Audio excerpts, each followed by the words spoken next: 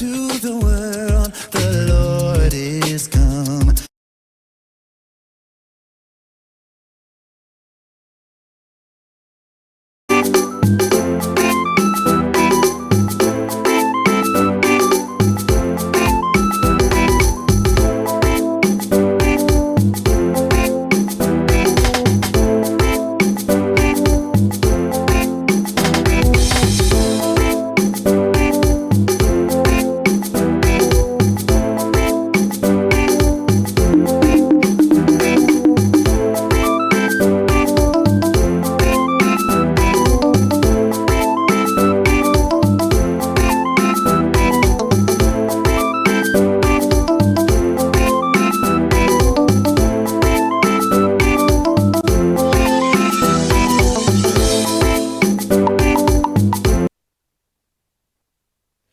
Thank you for being with us this Saturday morning on Dynamic Diet. And this is going to be the last Saturday we're going to have in the year 2025.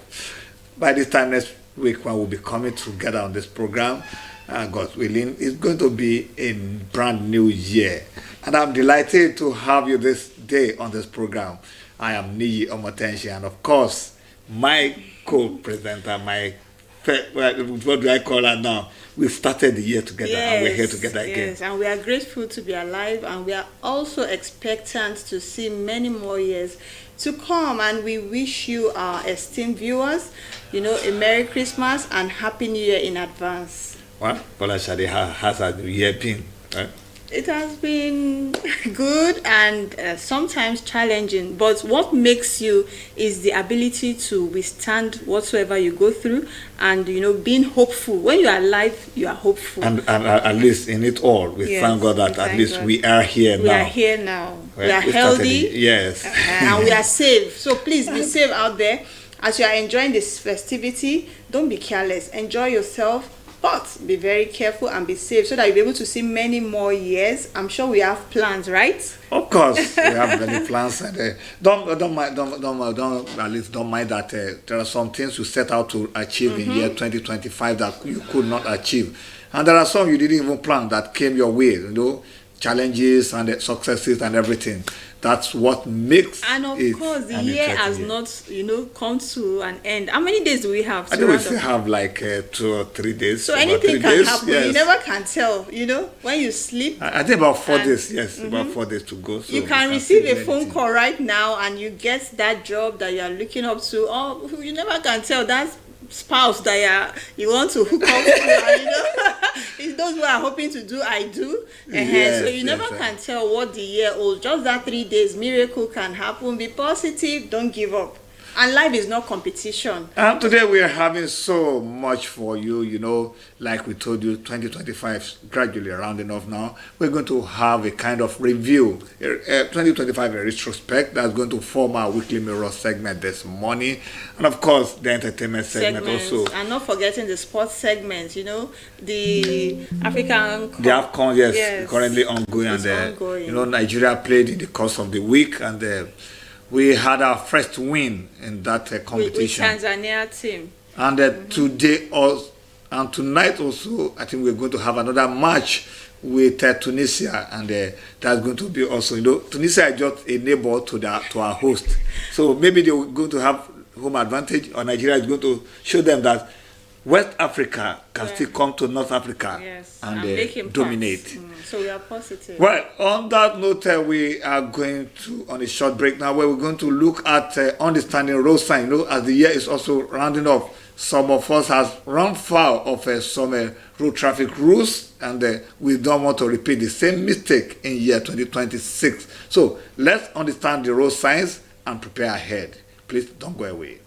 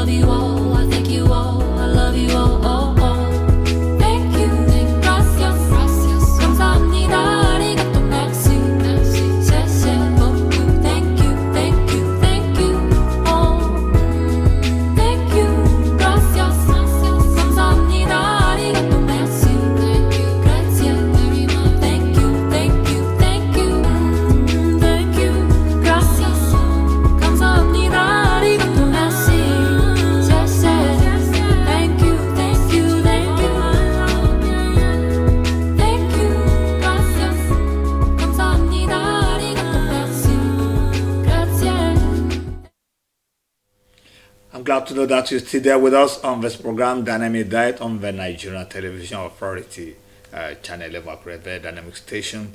Right now, we are on our weekly mirror segment where we're going to be looking at 2025 in retrospect. Nigeria is our focus. What are the activities that happened? What were the achievements? What were the areas of challenges in Nigeria, and how could we at least mitigate against those challenges in the years ahead? All this we'll be talking about this morning, and to join us online this morning is Mother Jeffrey Abidoye. He is a public affair analyst, and he's one man that is passionate about development of Nigeria. He has NGOs that is working with in that line. Mother, good morning. Good morning to you. Yeah. Merry Christmas. Good morning, Nigeria. Yeah, Merry Christmas. Happy New Year in advance.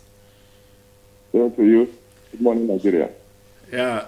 Mother, we are looking at 2025 in retrospect. There have been many issues, events in Nigeria in various sectors. General, before we start, could you please give us a general overview of activities in Nigeria in 2025? Your own general overview of Nigeria. What would be your comment like? Well, thank you so much.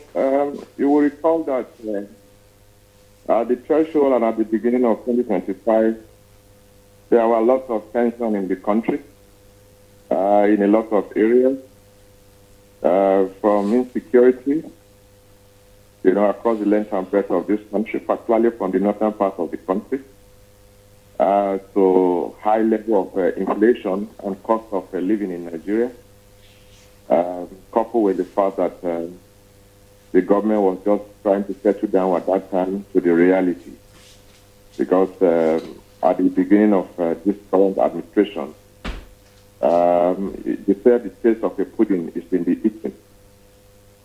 Despite the fact that there are manifestos, there are promises here and there in the course of their campaigning across, little did they know how deep the water they are dashing into or they are jumping into, what the depth would look like.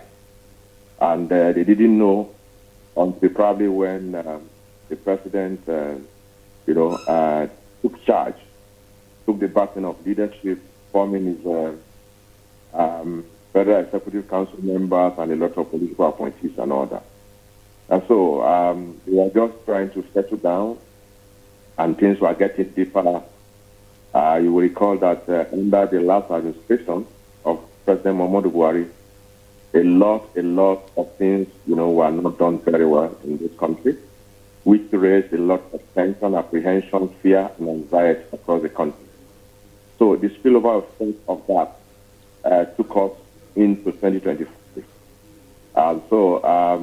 But there were high hopes in line with the Renew Hope agenda, which is the mantra for this present administration. The year has been a potpourri of the good, the bad, and somehow, the ugly, which is a normal thing. Even at home, everybody is having a challenge here and there and all that. You will recall that salary were being owed is part of the liability, because every government that takes power or take over power will have to take over both the asset and the liability. There were high level of liability. Salaries were being owed to civil servants, in the core sectors of our national life. In some institutions, social institutions, they were being owed for 13, 14, 15 months. In some states, it's half salary that were being paid across many states and all that before this administration came on board. The federal government at that time were borrowing money to service, the debt and then do all sorts of things. But regardless of that, because by virtue of the experiences, because one thing that is unique to every leader is not about title, it's not about His Excellency, it's not about your age most times, it's about your cognitive experience in reality, practically, and all that. And this present administration, headed by President Bola Ahmed Tinubu, You will recall that when you look at leadership, looking at his cognitive experience and all that, I've garnered quite a lot of that. Particularly, he's been prominently prominent in the last 24, 25 years, and all that. So he understands the terrain. And I believe, without prejudice, some I don't want to hear this, but this is the reality. This is the truth. I'm not a politician. I'm a public affairs analyst. I am the global president and CEO of Review Nigeria 360 degree. I'm a social researcher. So when I talk effectively and I talk dispassionately and constructively.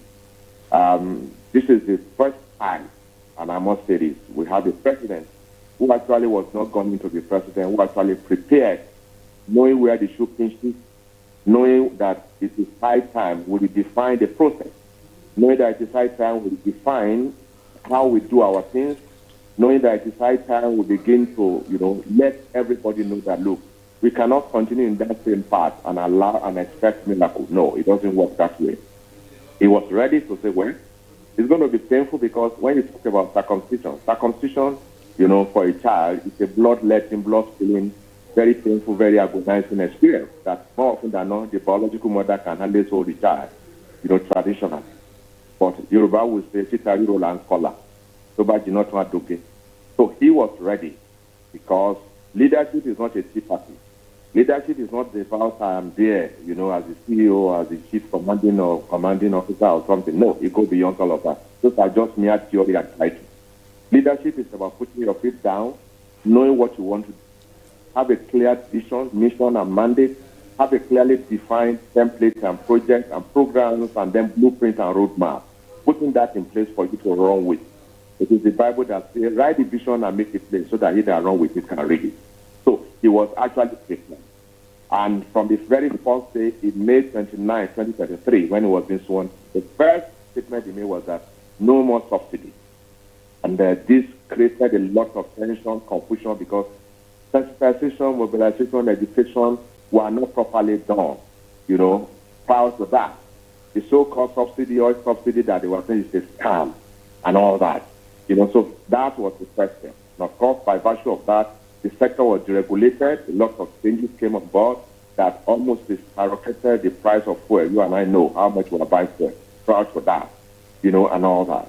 But those who are making this country and making an average Nigerian to super are fewer in number. They are just a handful who are holding this country by the jugular in the name of oil subsidy and so many matters. Today, that has become history.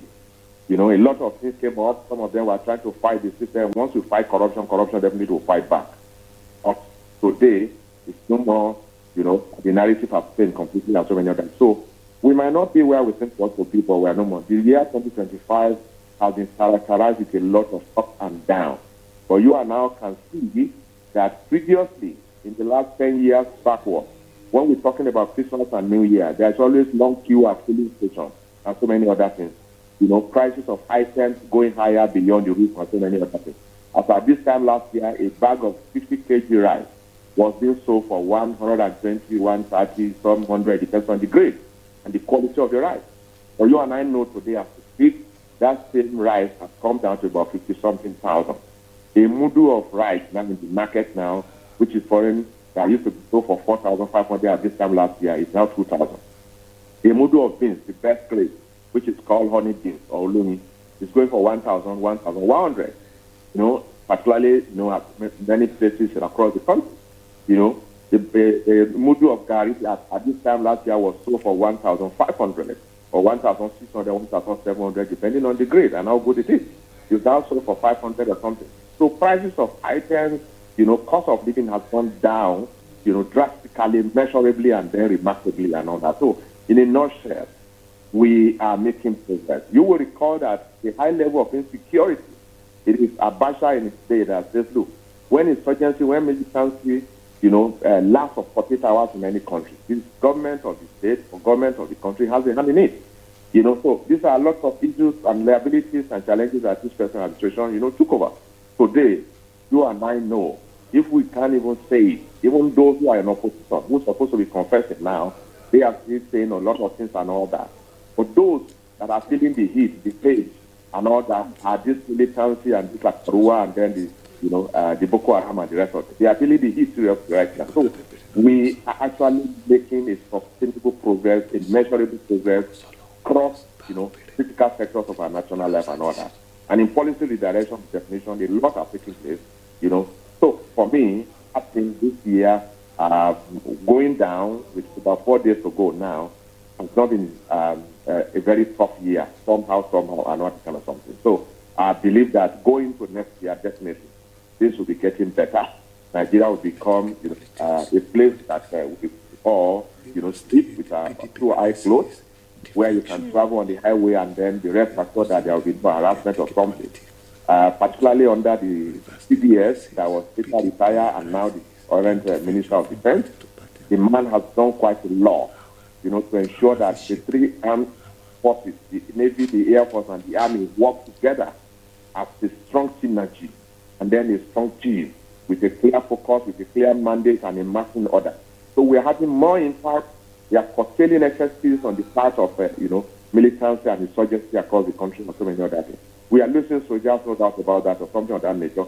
But as a result, as a real effect of the infusion of even the so-called Boko Haram insurgency and foreigners that have been infused into key sectors of the armed forces and so many other things and other that have become, sabotageous one way or the other and other. But we are moving away from that. It is obvious that this present administration is really ready and doggedly determined to make life more meaningful for Nigeria to express, dividends of democracy. Thank you very much. Model. Things are changing for the better in Nigeria today. Thank you for that overview. Yes, that was an in-depth analysis of, the overview of 2025 from your perspective. So let's look at politics now. The crisis in Rivers State, PDP crisis, and defection from one party to another. So what is your point of view from this angle? Well, while looking at Rivers State, I will do a broad perspective analysis of the country as well. The Rivers State, yes, you're aware that it came to a point where the conflict of interest, where the unhealthy rivalry and the ego, massage of the past immediate governor and the current governor came to a point that if that revenue was not curtailed by the president by, state of emergency that I declared for that 6 months, Rivers State today will have been set ablaze because we saw it. The governor then set the entire state of assembly ablaze, faced down completely, which ordinarily in an ideal situation, the people that were involved, including the governor today, also be, facing, questions in the first clause of how did it happen. It is the the state asset that was deployed in the face of, conflict here and there and all that.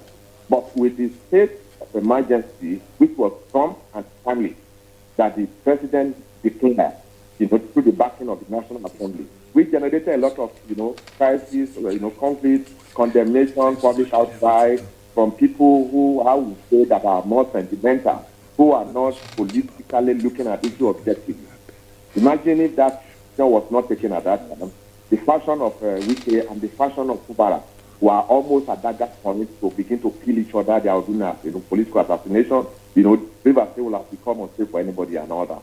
But with that, today we can see peace have come back, unity have come back, progress, the governor can do better. And the governor at that level didn't appreciate it. But today, I think he knows better. Because he too wasn't a seasoned politician. He didn't have the experience, and so many other things. They just pick him up and make him governor, and then he was being, massaged, and then being pressing all around him, and he began to make caustic and careless statements and all that kind of something. Because by the Nigerian constitution, when you are elected to be a governor, even if you are 25 years old, you have automatically become an elder statesman. There are statements that is expected of you, no matter how unpleasant it might be. You are supposed to deliver, you are supposed to say and comment and behave with maturity, with tact, with diplomacy and wisdom. He didn't do that and all that kind of something. Two wrong cannot make a right or something and all that. Besides, why it not for Wike, he wouldn't have been president, a governor of that state or something. So, but thank God today, with the fatherly steps that the president took to that state, which today everybody can see it, that look, leadership is not only about who you are, it's about your capacity when things are tough and rough and turbulent, to deploy capacity, courage, and audacity, which he did. Today, things are changing. And so, as a matter of fact, if you look at the issue of people jumping ship, so many things and all that, it is quite unfortunate that the major party that's supposed to be a major opposition in this country, which is the PDP. PDP was in power for 16 solid years, back to back. At the point they were so comfortable, they were saying they are going to rule for 60 years. They lost power in 2016. You know, if you count it now, it's just under 10 years now. And people that are in power, who are still, who are privileged to lead a critical sector for 16 solid years, do not even sustain opposition, you know, leadership, you know, could not give Nigeria hope and help that is needed to constructively engage to ensure that the government in power do what they need to do. Today, city has scattered, they have become yele, like Yoruba would call it and all that. Today, they are fragmented along so many factions and all that kind of something. It is quite unfortunate. You know, so there are lots of high level of indiscipline and leadership quality. You know, the likes of people left that place and all that. The likes of Peter Obi and the rest of them left that. So everybody jumping up and down about the places and so many other things and all that. So that has made an opposition to be fully castrated, you know, and all that. So today there is no opposition. That is the truth. It's not about noise making. It's not about we are coming together in the name of even those who will be opposition. To be a sound opposition, you must be very, very firm. You must be ready to make sacrifice. You must be guided by political ideology and all that, which we are yet to have. You know, and so many. So a lot of them are being driven by sentiment. A lot of them are being driven by personal survivor, politically and the rest of them. A lot of them are being driven by how they can benefit. They cannot stay outside the power in office for a while. And that's why you see them joining up and down and all that. Then secondly, because it is written in it of the Nigerian Constitution that before you can say you are jumping or decamping from one political party, there must be crisis within your house and all that. It is no longer news that the PDP today is in shreds. So it's unfortunate too. One of the third legs of the last 2023 election was Labour Party. Labour Party was so vibrant, you know, and all that. You can see today, do we have Labour Party? Obi, that was the arrowhead that's supposed to manage and then harness and then bring the party together, regardless of the crisis and all that. Obi today, Peter Obi has jumped ship. We don't even know where he belongs now, whether it's in ADC or it's in Labour Party, as we speak right now. It took a while, about 3 weeks ago, before Atiku finally said, okay, I'm a member or something of that nature. You understand what I'm saying? So these are people. You try with all that you were able to garner in terms of support in 2023. One would think whatever the crisis post-election, you should stay in that party. As, you know, I'm a Bible authority for Nigeria, who probably are not happy with what APC is doing, or who probably have, fed up with PDP to be and all that kind of something. But today, we don't know where they belong. So the capacity to manage is not just about condemning and criticizing on social media. No, that's not it. That is not it. You know, so that is what leadership is all about. Your capacity to manage crisis. It's often said that the best pilot is not made under a normal flying situation. But they are achieved, they are accomplished, they are paid when it is rough, and turbulent. That's when the professionalism, the skill, and the leadership is used to brought it back. We have not seen that. And that's why you see that a lot of our governors too now, for personal survival first, because in politics or anywhere, it's your safety. It's your personal survival first, your private survival that will determine how far you will go. And so if the shift they are in, like the PDP or like the Labour Party or any other party thinking, you won't expect them as a sitting governor who want to go for second term to stay there. So nobody is even talking to them. They on their own can see, they can measure and all that. And because of the inability of the party, the aim of affairs, the neck of the party, and then the, typical stakeholders, the National Working Committee cannot manage this crisis. No sane person who is the governor who wants to be relevant in politics will say, okay, I will stay put. You know, in that kind of situation when you know that you want to come back. So it is on their own solution and on their own accord now to say, okay, which of the parties is safe to obey? And you and I know that, okay, they want to go and start a fresh party. It will cost them more because you need to begin to fund the structure from the unit to the ward to constituency to local government to the Senate and then to the state and all that. It costs a lot of money to build, confidence, to build trust and to build all of those things. So it is better, it is easier for them.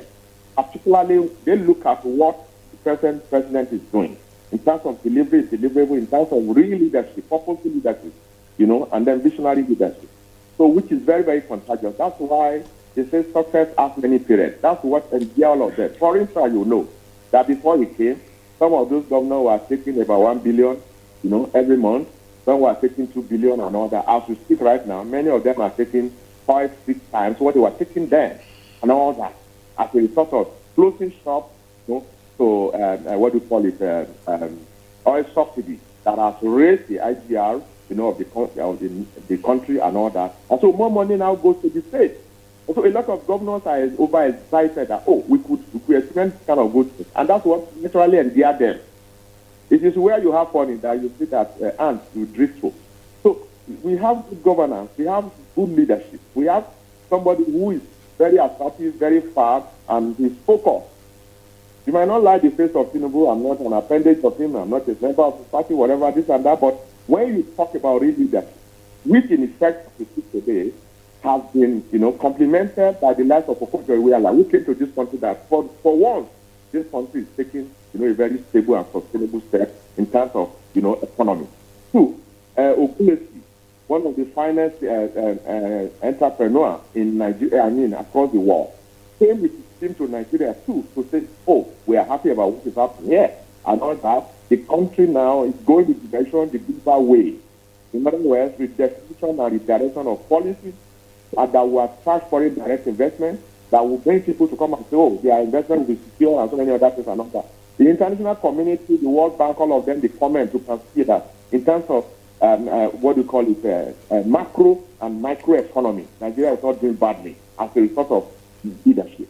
Because everything rises and falls on leadership. So with all of this all put together, it's a pity, and Nigeria think that, we are going one party system, this and that. Well, they say when the desirable is not attainable, you make the attainable the desirable. If the viable opposition, ADC came on board, people thought probably by now. Where is ADC? Are you hearing of ADC anywhere now? Because those who actually form ADC are people who put us in this mess. Begin to name them from Atiku to anybody. Begin to name them from David Mark to anybody who is chairman now. Begin to name them from Raouf Alegbero and the rest of them. Begin to name them. These are people at one point or the other have the opportunity of leading, but they have not led well. And it is often said anywhere that you cannot build something on nothing. So it's not about gathering people to say all of that. Okay, let's take it back now to 2003. After Obasanjo was going for second time, you and I know that in 1999, AG has the entire southwest, this state, and all that. By all parameters set up by INEC at that time, AG did not even qualify to be considered to be registered and all that. We lost out about 5 governors in 2003 election. Obasanjo cleared 5 states. The only Lagos.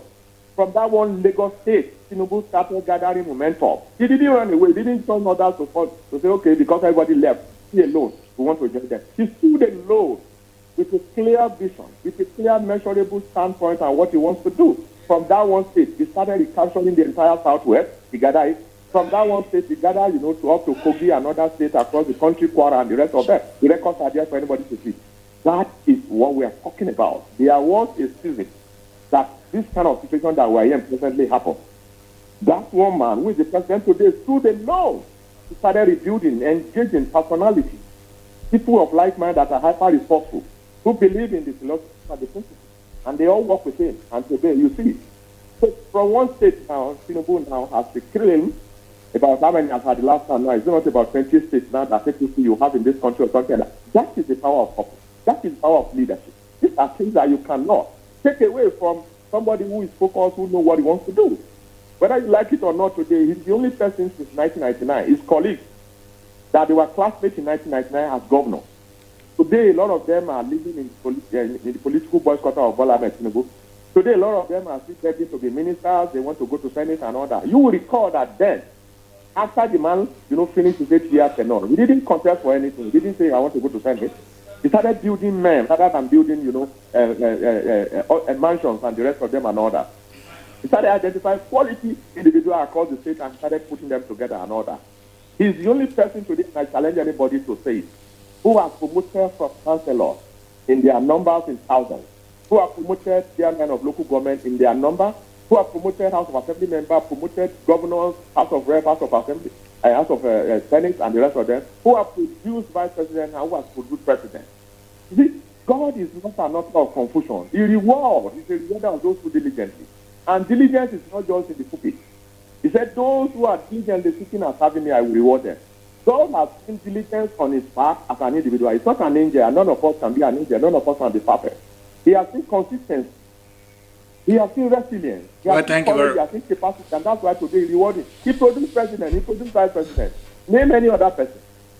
Even without prejudice, Baba Obasanjo, who was privileged now to become the first harvester of the crisis of the June 12 crisis and the rest of them. How many people have Baba produced to that level? Take it or leave it. The sky is clear today. Baba himself confessed that if you are looking for a general, come to his house. But if you are looking for a general in politics in Nigeria, go to Tinubu. That is the state. So whether anybody likes it or not today, record realities and shows and developments and stages of things in the last 25 years clearly show that this man, Bola Ahmed Tinubu, is the president today, is the grandmaster of the game. He's the poem of our politics. Thank you very much, Mulder. He's defining democratic leadership in Nigeria. And I foresee that with God on his side, during second term, all these seven political parties, we don't need it. It is nonsense. We don't need more than two. Thank you very much, Mulder. That are viable, like they did in St. Cloud, like America. And that was what, unfortunately, Babangida introduced, then SDP and NRC. Those two political parties that are vibrant, so that if this one is not performing well, then the other one can take over. So they will be, changing hands, under the one administration or the other. But for us to be having 50 political parties, somebody who does not win a unit, we say I am the presidential candidate, name or something and other. We don't need all that kind of nonsense anymore. We are moving away. So I'm very, very sure that sending down God on the side for second time, which I know he will win because he's doing well for Nigeria presently. So by the time it's settled down, part of the thing that some of us will advise, we will write and then we'll project and promote is that look, scale down, cancel all this excess of baggage of political parties in the name of this or that or something and then let's have sanity. Let's begin to bring dignity, decency, decorum and discipline into our democratic space in Nigeria. We can define our own that will be first of its kind in Africa, that proudly Nigerian, that other countries across Nigeria, across the Africa and the world can borrow from. We can define and redefine our own kind of democracy, even though it was a borrowed concept. We can scale up and begin to look at even the other arms of government, which is the legislative arm. Do we need House of Reps? Thank you very much, Mulder. Time will not permit us to take... and promoting and all that. So if it's the Senate we want to have, let us have Senate. And then Senate to be for those who have what it takes to put there, not to say I'm a senator, this and that, distinguished senator that are not distinguished in content and in conduct and in character. No. Thank you for your contribution, Mulder. Or have constituency officers that are not accountable, no. And from Ondo State today, 3 senators we have today in the last 2 years, are they doing well? These are questions that need to be asked. And same goes to so many other states. It goes beyond to say you are just like, okay, before now, the constituency allowance for senators about 2 years, 3 years ago is in the realm of 1 billion. Why that of, what do you call it, House of Reps is in the realm of about maybe 400, 500 million. Today, you and I know how much that is. So the senator is taking about 2 billion now as constituency project or something. Are we seeing the impact? Thank you, Mulder. Mulder, we are of democracy now? No. Mulder, we are grateful for your contribution this morning. On the Review Nigeria 360, as we go into 2026, we are going to sensitize the people more. We are going to create an accountable and integrity-driven platform and forum for people to ask questions to those who claim to be leading and representing them at all levels. Enough is enough. Thank you, Mulder, for your insight, great insight this morning. Integrity-driven, accountability-driven leadership in our nation. Thank you, Mulder, for your contribution. We appreciate you, but time will not permit us to continue further than this. On that note, we are now going on to the entertainment segment, where we're going to take other things. Thank you very much for being with us. Thank you for having me. God bless Nigeria. God bless you, sir.